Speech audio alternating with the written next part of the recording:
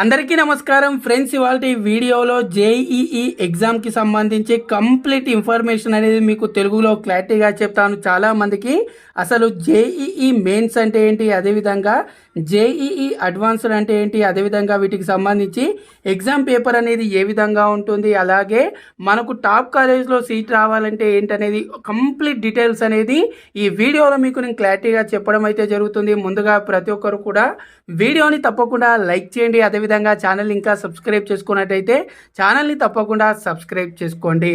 So friends, first of all JEE main exam వచ్చేసి మనకు ఇక్కడ చూసుకున్నట్టయితే మనకు జాయింట్ ఎంట్రన్స్ ఎగ్జామినేషన్ అనమాట. ఇది వచ్చేసి ఇండియాలో ఉన్న టాప్ ఇంజనీరింగ్ కాలేజ్లో మీకు సీట్ అనేది రావాలంటే మీరు ఈ ఎగ్జామ్స్ అయితే రాయాల్సి ఉంటుంది. First of all JEE mains కనుక చూసుకున్నట్టయితే మనకి ఏవైతే ఇండియాలో ఉన్న ఎన్ఐటీస్ కాలేజ్లో కానీ ఎన్ఐటీస్ కాలేజ్ చూసుకున్నట్టయితే 31 అయితే ఉన్నాయి. అదేవిధంగా ఐఐటి కాలేజ్లో కానీ ఐఐటీస్ కాలేజ్లో కానీ 26 ఐఐటీస్ కాలేజ్లో కానీ, అలాగే జిఎఫ్టిఐఎస్ ఏవైతే గవర్నమెంట్ ఫండెడ్ టెక్నికల్ ఇన్స్టిట్యూట్స్ ఉన్నాయో ఇవి కూడా మనకు చూసుకున్నట్లయితే 32 అయితే ఉంటాయి.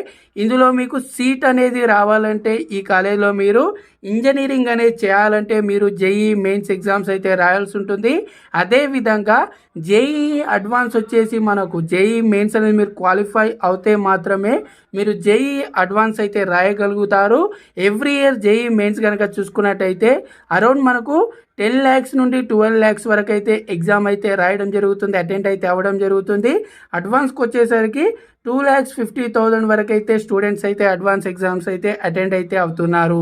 మరి అడ్వాన్స్ ఎగ్జామ్ అనేది క్వాలిఫై అయితే మనం ఎలాంటి కాలేజ్లో మనము ఇంజనీరింగ్ కానీ లేదా మనం వేరే కోర్సులు చేసే ఛాన్స్ ఉందనేది చూసుకున్నట్టయితే ఫస్ట్ వచ్చేసి ఐఐటీస్లో మీరు సీట్ అనేది తెచ్చుకునే ఛాన్స్ అయితే ఉంది. ఐఐటీ చూసుకున్నట్టయితే 23 ఉంటాయి. ఆ తర్వాత మనకు ఏదైతే బెంగళూరులో ఉన్న ఇండియన్ ఇన్స్టిట్యూట్ ఆఫ్ సైన్స్ ఉంటుందో అందులో కూడా మీరు సీట్ అనేది తెచ్చుకోవాలనుకున్న మీరు అడ్వాన్స్ అయితే క్లియర్ చేయాల్సి ఉంటుంది. అలాగే ఇండియన్ ఇన్స్టిట్యూట్ ఆఫ్ పెట్రోలియంకి సంబంధించి వైజాగ్లో ఉన్న ఇండియన్ ఇన్స్టిట్యూట్ ఆఫ్ పెట్రోలియం ఇంజనీరింగ్కి సంబంధించి, అలాగే మనకు ఏవైతే 5 ఐసర్స్ ఉన్నాయో మనకు Indian institute of science and research education and research ఎలాగైనా ఓకే, ఇందులో కూడా మీకు సీట్ అనేది రావాలంటే అడ్వాన్స్ అయితే క్లియర్ చేయాల్సి ఉంటుంది. అదేవిధంగా మనకు రాజీవ్ గాంధీకి సంబంధించి ఇండియన్ పెట్రోలియం టెక్నాలజీ ఉంటుందో అందులో కూడా మీరు చేయాలనుకున్నా సరే ఈ అడ్వాన్స్ ఎగ్జామ్ అనేది క్లియర్ అయితే చేయాల్సి ఉంటుంది.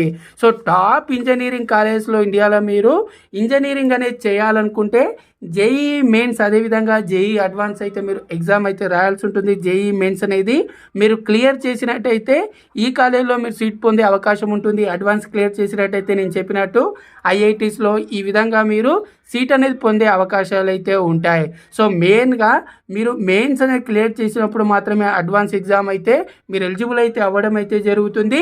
మరి ఒక్కసారి మెయిన్స్ ఎగ్జామ్స్కి సంబంధించి పేపర్ అనేది ఏ విధంగా ఉంటుందనేది చూసుకున్నట్టయితే ఇక్కడ మనకు ఎప్పుడైనా సరే జేఈఈ మెయిన్స్లో చూసుకున్నట్టయితే పేపర్ 1 ఉంటుంది, అదేవిధంగా పేపర్ 2 కూడా ఉంటుంది. పేపర్ 1 వచ్చేసి బీఈ బీటెక్ బీఈ అంటే bachelor of engineering bachelor of technology చేయాలనుకుంటే పేపర్ 1 ఎగ్జామ్ అయితే రాయాల్సి ఉంటుంది. అదే మనకి పేపర్ 2 చూసుకున్నట్టయితే బ్యాచిలర్ ఆఫ్ ఆర్కిటెక్చర్కి సంబంధించి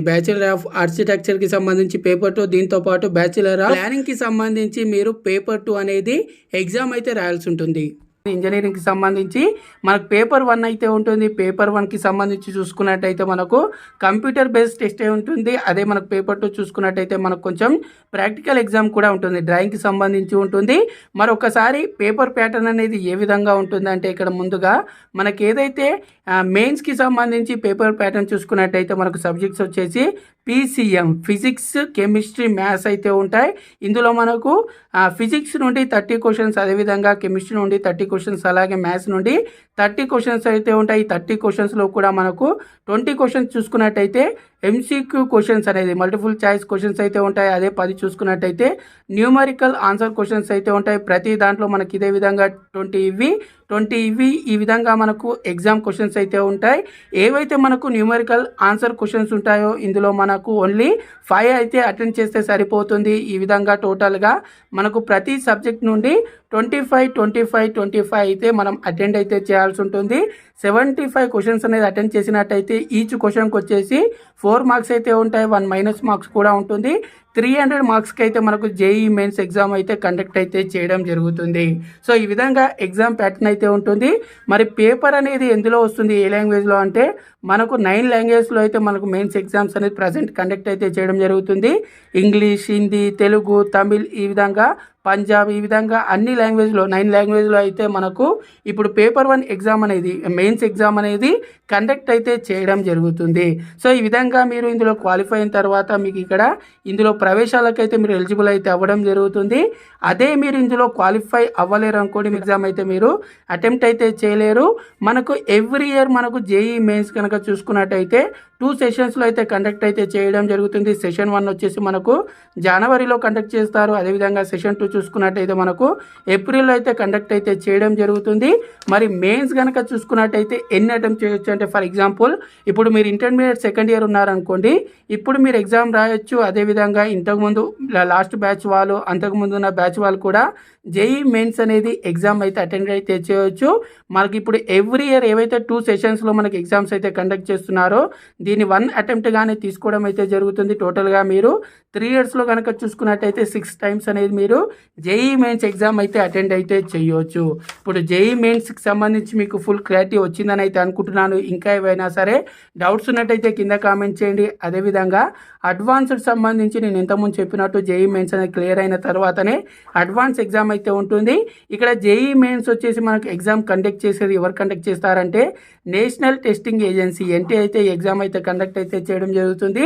అదే అడ్వాన్స్డ్ ఎగ్జామ్స్కి వచ్చేసరికి ముందుగా పేపర్ ప్యాటర్న్ అనేది ఏ విధంగా ఉంటుందంటే మనకు పేపర్ ప్యాటర్న్ అనేది ఎంసీక్యూ క్వశ్చన్స్ అయితే ఉంటాయి, కానీ ఎంసీక్యూ క్వశ్చన్స్ అనేది అంత సులభంగా ఉండవు. మనకి ఇక్కడ చూసుకున్నట్టయితే 4 చాయిస్ అయితే ఉంటాయి, కానీ ఇక్కడ చూసుకున్నట్టయితే మనకు 2 ఆన్సర్స్ అనేది కరెక్ట్ అవ్వచ్చు, 2 ఆన్సర్స్ అనేది కరెక్ట్ అవ్వచ్చు, లేదా మనకు ఒక ఆన్సర్ అనేది రాంగ్ అవ్వచ్చు. ఈ విధంగా తికమక పెట్టే క్వశ్చన్స్ అయితే మనకు అడ్వాన్స్లో అయితే ఉంటాయి. అదేవిధంగా మనకి ఎన్ని మార్క్స్కి ఉంటుందంటే ఖచ్చితంగా ఎన్ని మార్క్స్కి ఉంటుందని అయితే చెప్పలేము. మనకి ఎవ్రీ ఇయర్ మనకి ఏవైతే ఇప్పుడు ఐఐటీస్ అయితే ఉన్నాయో అందులో ఒకరైతే ఎవ్రీ ఇయర్ అడ్వాన్స్ ఎగ్జామ్ అయితే కండక్ట్ అయితే చేయడం జరుగుతుంది. మార్క్స్ అనేది ఒకసారి 366, ఒకసారి 356, ఈ విధంగా ఒకసారి 360, ఈ విధంగా మార్క్స్ అనేది కూడా మనం కరెక్ట్గా చెప్పలేము. అదేవిధంగా ప్యాటర్న్ అనేది కూడా కరెక్ట్గా ఇదే విధంగా వస్తుందని మాత్రం మనకు అడ్వాన్స్లో క్లారిటీ అయితే ఉండదు.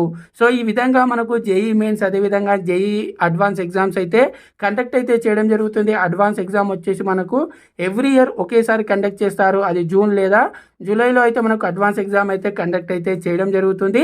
ఇది 3 ఇయర్స్ అయితే మీరు అటెంప్ట్ అయితే చేయవచ్చు. ఇది ఓన్లీ ఇప్పుడు మీరు 24 అనుకోండి, మీ ముందు బ్యాచ్ వాళ్ళు మాత్రమే అటెంప్ట్ చేయగలుగుతారు. 2022 బ్యాచ్ అనేది మీరు అటెండ్ అయితే చేయలేరు. ఇది ఫ్రెండ్స్ కొంచెం స్పీడ్గా చెప్తున్నాను కాబట్టి అక్కడక్కడ కొన్ని మాట్లాడే విషయంలో మిస్టేక్స్ అయితే ఉండొచ్చు, కానీ మీకు ఇన్ఫర్మేషన్ అయితే అర్థమైందని అయితే అనుకుంటున్నాను. వీడియో అనేది మీకు యూస్ఫుల్గా అనిపిస్తే తప్పకుండా లైక్ చేయండి. అదేవిధంగా ఛానల్ ఇంకా సబ్స్క్రైబ్ చేసుకున్నట్టయితే ఛానల్ని తప్పకుండా సబ్స్క్రైబ్ చేసుకోండి. Thanks for watching. జై హింద్.